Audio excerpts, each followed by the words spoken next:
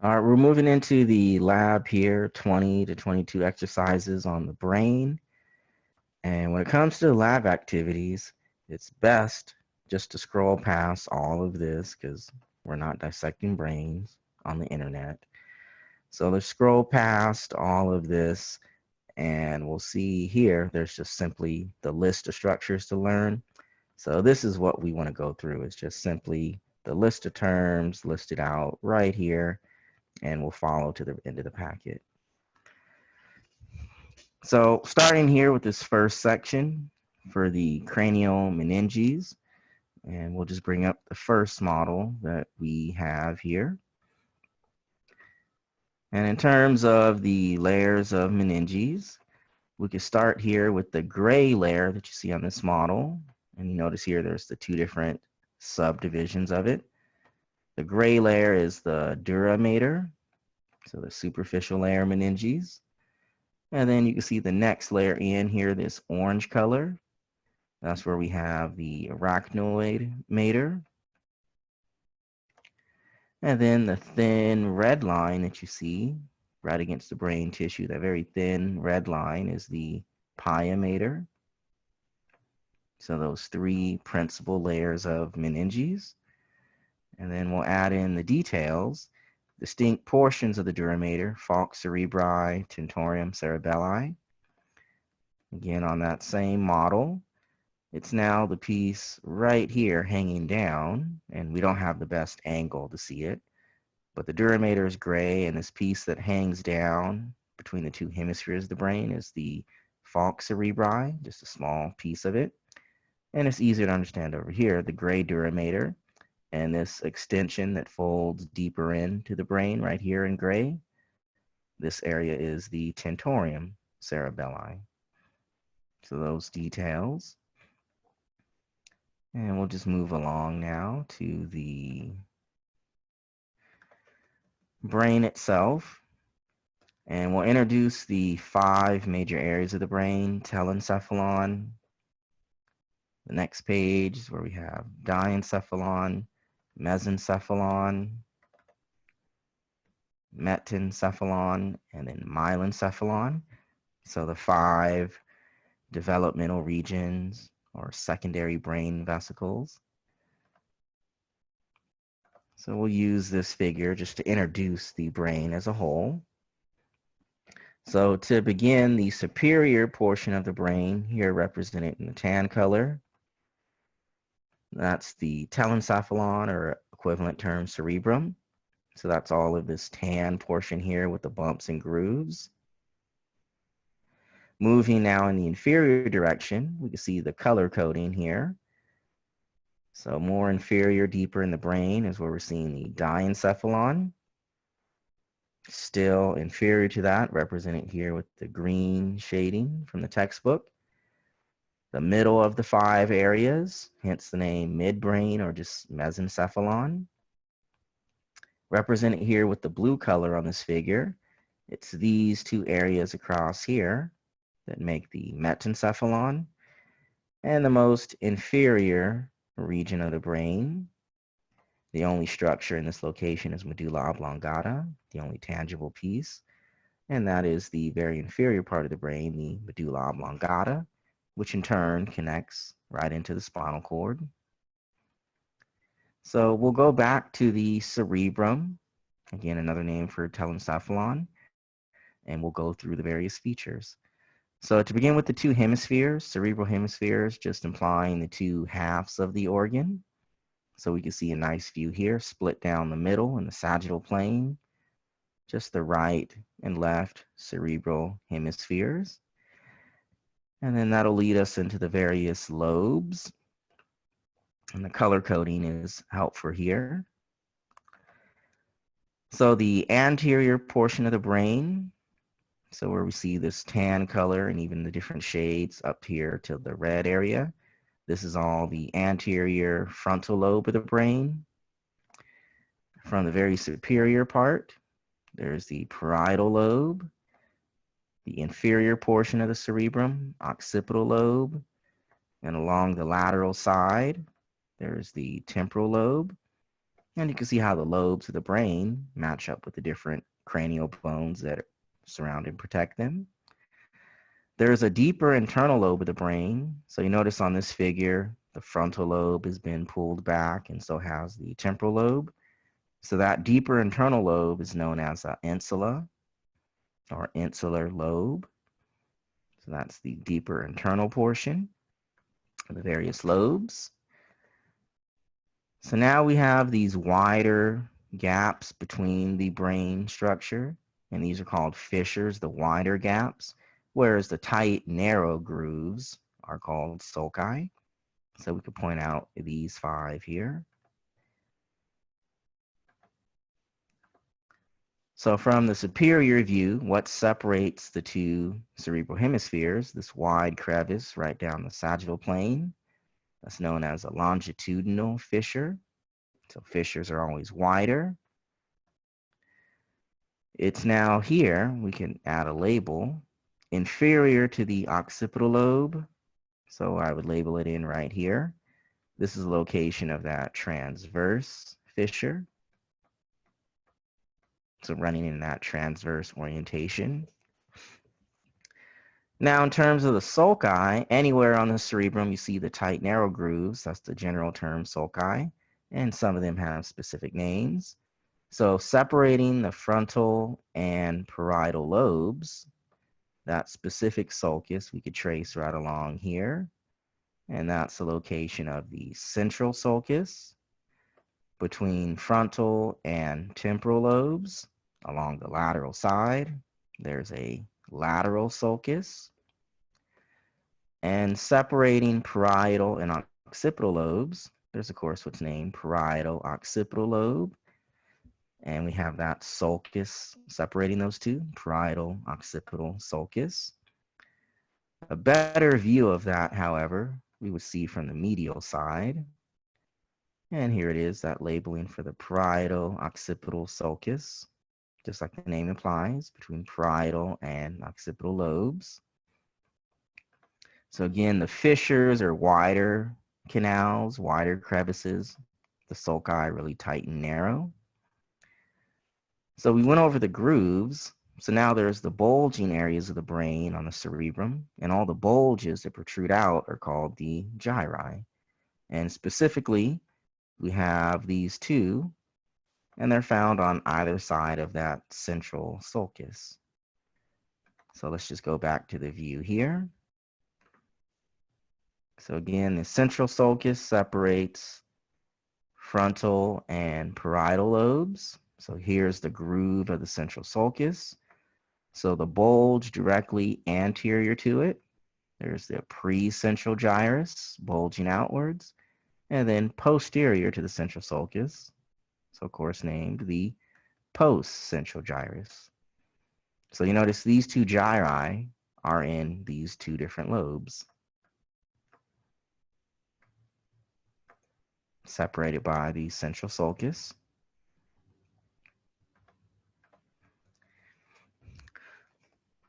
So we want to point out what's called this optic chiasma, and it's the point where the right and left optic nerves merge together. So from the inferior side of the brain, we could point out the 2 optic nerves. But more importantly, for our purposes, we have just the meeting where the 2 nerves come together in the medial portion. And that location is the optic chiasma, or you see here, optic chiasm. Either way, with the A or without's fine. And from that similar view, attached to the first cranial nerve, we have the termination known as the olfactory bulbs. So we'll go back to that same view. And you notice here, the more proper term for cranial nerve number 1 is olfactory tract. And that indicates, of course, its location in the central nervous system, olfactory tract. And at the very anterior tip, the enlarged area, hence the name olfactory bulb. And then it runs posteriorly to the olfactory tract. So now we need to split the brain in half to see some of these final features for the diencephalon. And we need a view like so to finish up the telencephalon. So we have the term corpus callosum. It's an example of white matter, this big arch here, corpus callosum. And now just this area inferior to the anterior section right in here. There's that term, a septum pellucidum. So now if we were to sever the septum pellucidum and open up this cavity, lateral to the septum pellucidum would be the location of a lateral ventricle. And instead, we'll point out the lateral ventricle on a separate model. And then lastly, the fornix is inferior to that septum pellucidum. So we have the term you see right here for the fornix. So it's that superior corpus callosum, septum pellucidum, and then that inferior section right here for the fornix. So this will wrap up the list for the telencephalon. So now moving into the inferior diencephalon region, and we'll be able to point out these features. So we could use this same illustration here, and you notice it's labeled ready to go as diencephalon.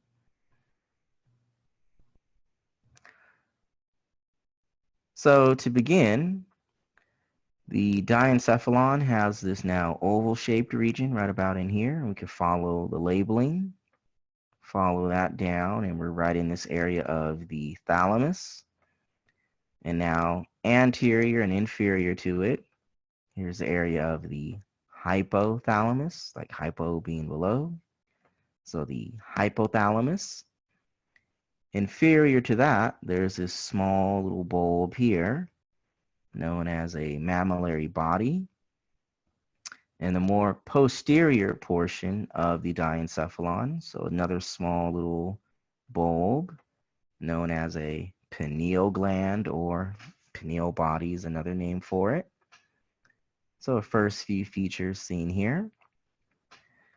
And we could finish up with what's known as a third ventricle. And again, this is another cavity. So we'll use a separate model to illustrate all of the ventricles.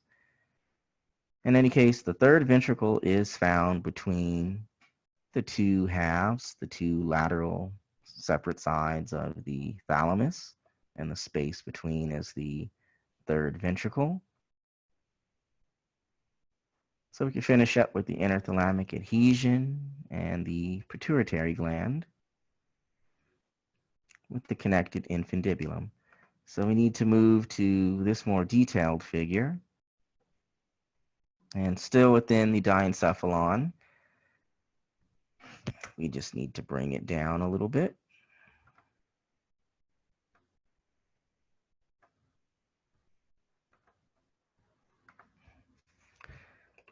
All right.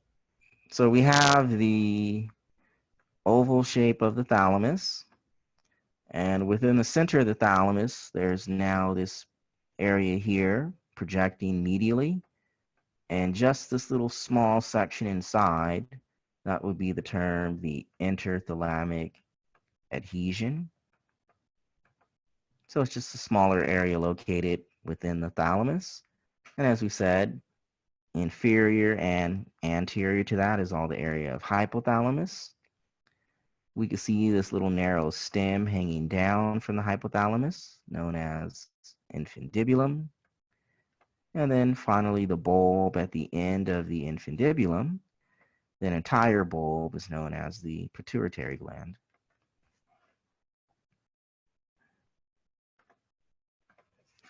So now moving still in the inferior direction, the midbrain, the middle of the five areas, the mesencephalon, and we'll be able to point out the various structures and another cavity, a space in this region. So we have a view here labeled part of the mesencephalon. So it's now this anterior portion of the mesencephalon specifically. It's known as the cerebral peduncles. And this posterior portion The entire posterior portion is known as the corpora quadrigemina. And you notice the labeling. There's the superior section and the lower inferior section. So corpora quadrigemina is divided into superior colliculi, so that top bump, and then the lower inferior colliculi.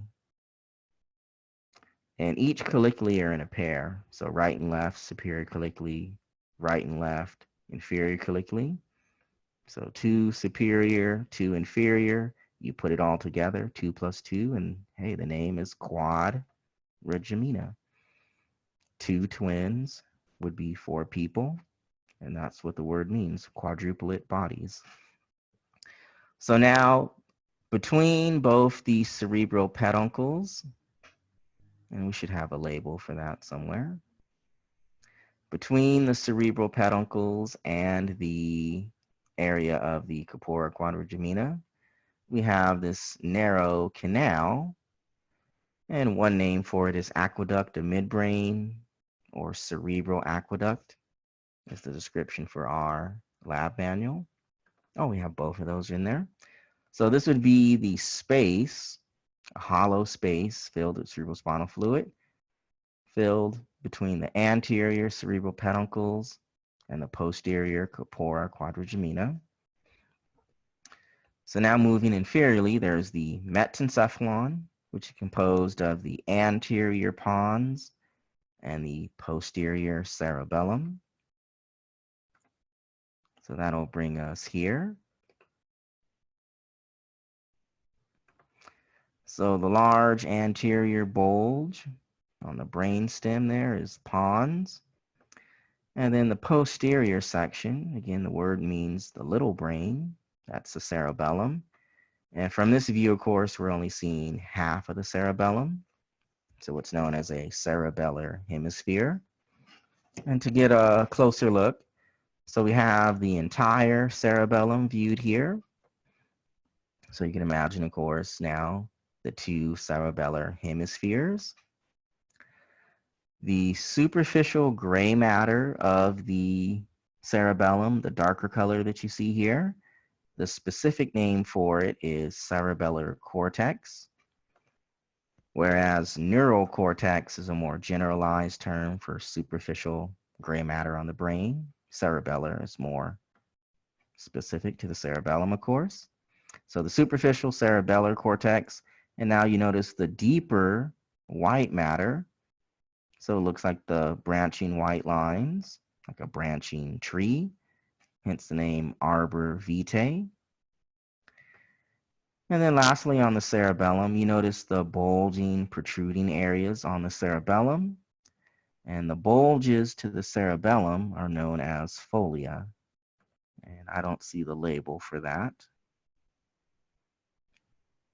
But the bulging appearance, the bumps all across the cerebellum, that is the term that we have as the folia. So the bulging appearance. And one final term, the vermis, meaning the worm, is the very medial portion of the cerebellum.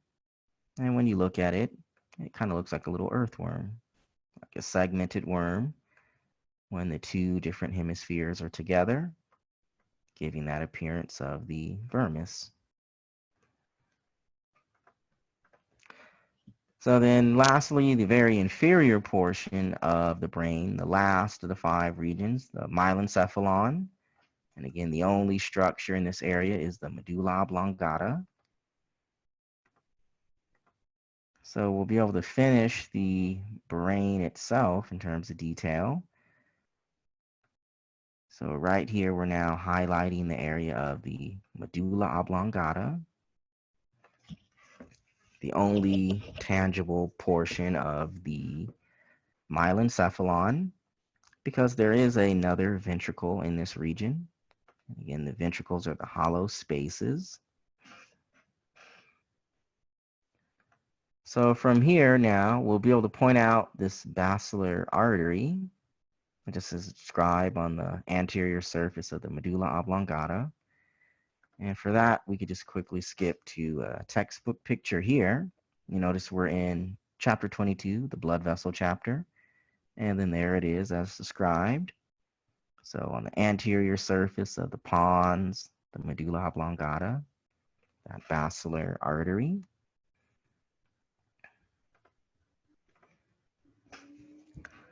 So now moving into 22, this is now more the details specifically for the various ventricles that we were mentioning, the aqueduct, so the hollow cavities of the brain. And every ventricle has its own choroid plexus. So to take a look at that, we need to find our ventricle section.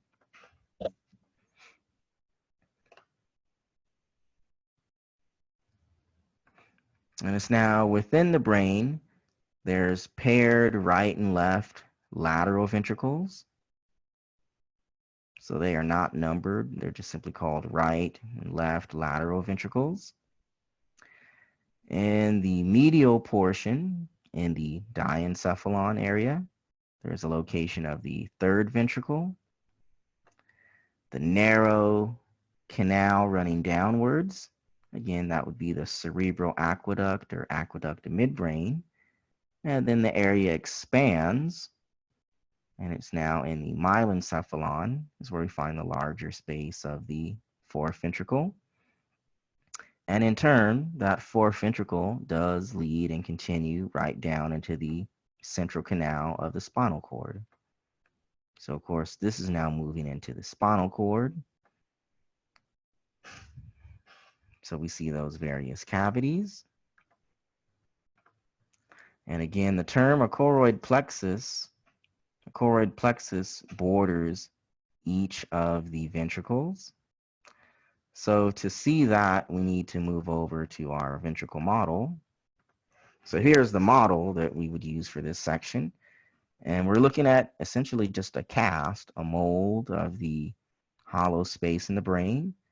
So the large curved area, this is a lateral ventricle. The area here in the center, this would be the third ventricle. And of course, we would spell out the word third. There's the narrow canal. So this would now be the aqueduct.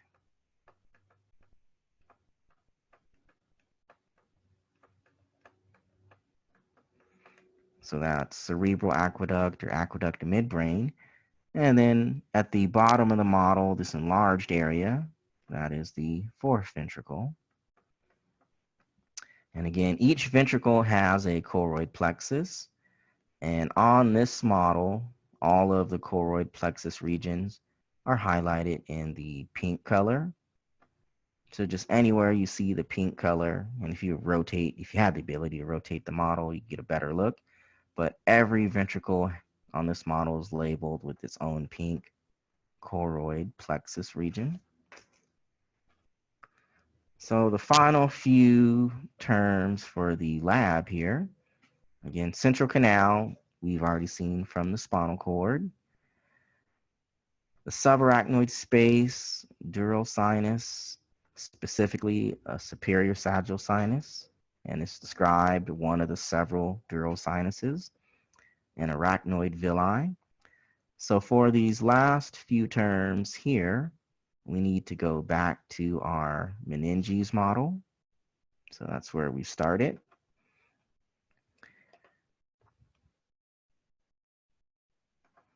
So again, just in general, there's the dura mater, the arachnoid mater, the pia maters, the red line. So looking over here at the dura mater, it has its two subdivisions. So now this blue area between them, this would represent the superior sagittal sinus, and it would be continuous up to this area here. So specifically that superior sagittal sinus. And again, it's just one of the many dural sinuses. So if you look anywhere where this navy color is between the two layers of dura mater, this would be anywhere known as that dural sinus, superior sagittal sinus specifically on the superior side in the sagittal plane. So now deep to that, the orange layer is representing the arachnoid mater. And then now specifically just deep to the arachnoid mater, this area here would be the subarachnoid space. So anywhere in this region where you see this color here, this mauve color. And then lastly, the red line touching right against the brain, that is the deep, delicate pia mater. So touching directly against the brain. So that'll finish the list here, except for, no, let's not forget that one, the arachnoid granulations or arachnoid villi. And this model shows a tiny little sample. From this view, the only arachnoid granulation we could see is right here. So just that little protruding bulge. You can see how the subarachnoid space extends out into the dural sinus. So that area right there would be an example of an arachnoid granulation or an arachnoid villus. Either name would be fine. So with this in mind, we could go ahead and take a look now at the models. So we could kind of go back to the beginning of the list for the telencephalon. And there's photographs of brain models, and we'll just point out what we can. So to begin here, we have all of this tan area representing the cerebrum or the telencephalon. The tight, narrow grooves all around are the sulci. A specific one that's labeled here would be a lateral sulcus. The lateral sulcus will separate the frontal from the temporal lobe. Up top, we would have the parietal lobe. In the back, occipital lobe. Inferior to that, a transverse fissure. And then all of this brown section, we're viewing the cerebellum, the little brain region. We have, of course, the two halves, so the cerebral hemispheres, and they're split down the sagittal plane by that longitudinal fissure. You can see this number 5 right here on the model. That is the central sulcus. So directly anterior to it, there's a pre-central gyrus, this bump, making this a post-central gyrus, the posterior bump. From an inferior view, we're able to see olfactory bulbs, and then they lead posteriorly to the olfactory tract. Or here we see optic nerves, and where the optic nerves meet in the center, we see a bit of that optic chiasm, where the two optic nerves merge together. Do we have some more items here? It's just a view with the pituitary gland out the way. So optic nerves, and they meet at the optic chiasm. Splitting the brain in half, and we have a medial view. So we're able to see the corpus callosum here. This area of the septum pellucidum. And the number 12, you can see here on the key, that would be the fornix.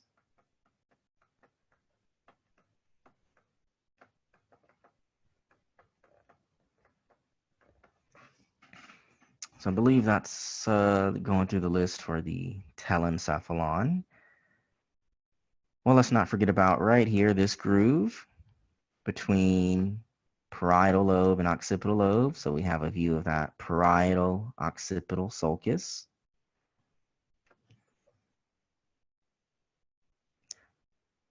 So now let's move on to the diencephalon. So the diencephalon, first I'll just highlight it all together all around here. It's this area of the diencephalon. So getting into the details, we have the oval shape of the thalamus.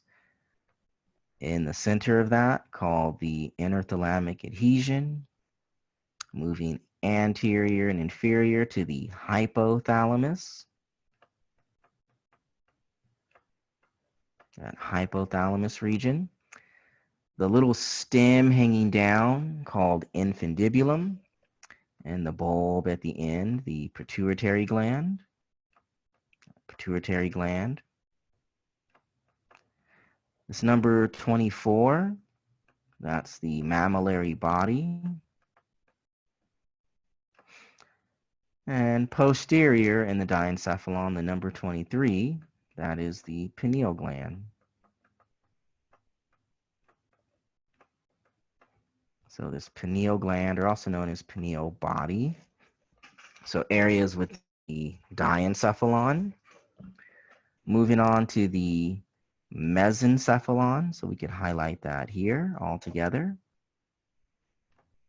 And from the anterior side versus the posterior side, this number 32, the anterior section here, these are known as the area of cerebral peduncles. Cerebral peduncles. And the posterior section, you can see that there's a superior bump and an inferior bump. So all of this section together, again, the entire piece is called a corpora quadragemina.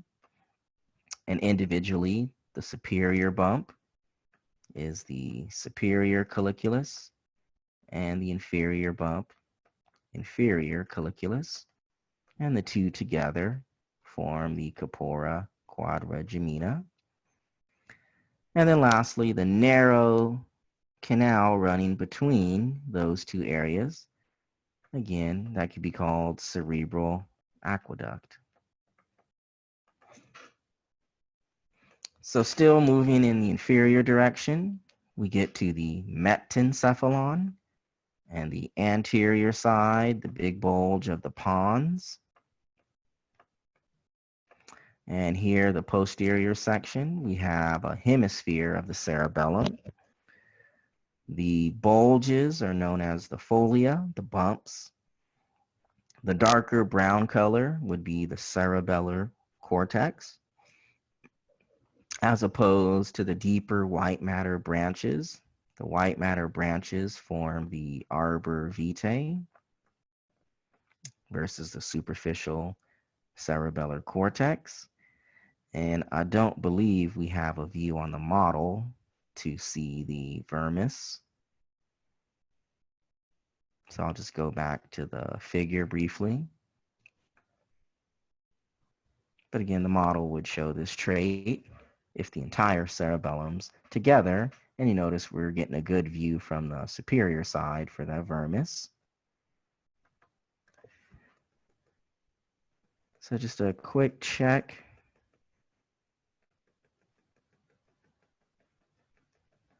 And the medulla oblongata, the last portion we could point out for the model. So that would, of course, be down here, the area of the myelencephalon, and the specific name for this region is the medulla oblongata. And again, that would lead directly down inferior to the spinal cord.